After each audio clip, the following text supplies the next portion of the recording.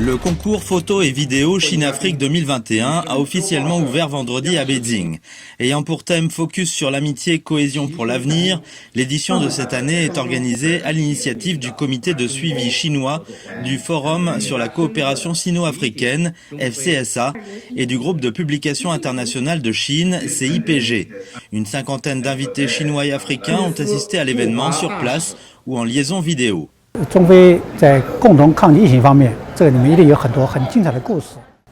pense qu'il y a beaucoup d'histoires émouvantes entre la Chine et l'Afrique dans la lutte commune contre la Covid-19. Les amateurs de vidéos et photos peuvent montrer ces histoires de leur point de vue, ce qui pourrait refléter les derniers développements de la communauté de destin Chine-Afrique dans le nouveau contexte.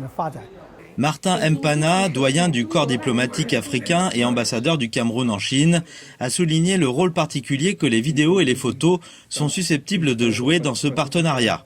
Dans le contexte actuel des relations sino-africaines, où les initiatives se multiplient à un rythme soutenu, il est opportun de veiller à ce que les images qui rendent compte des efforts communs de nos gouvernements soient disponibles et soigneusement conservées pour éclairer les générations actuelles et futures.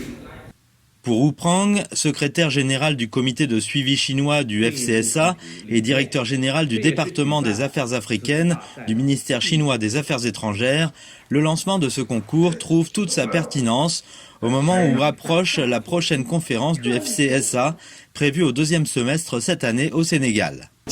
Cette année est une grande année d'amitié entre la Chine et l'Afrique. Les deux parties ont une amitié profonde qui ne cesse de s'approfondir au fil des ans. Il existe de nombreuses opportunités dans le nouveau contexte.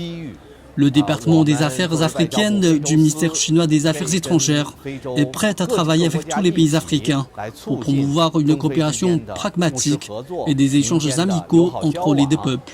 Donatien Nionzima, lauréat du 3e prix lors de la première édition, a partagé son expérience. J'ai participé à cette compétition pendant la première édition et la petite vidéo que j'ai produite, c'était à propos de mon expérience dans une famille chinoise.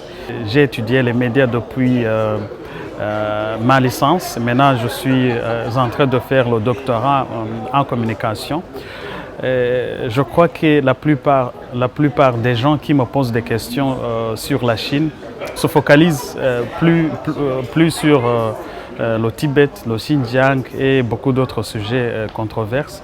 Donc je devrais, pour cette compétition, présenter quelque chose, montrer ce qui est différent de ce qui se raconte dans les médias occidentaux.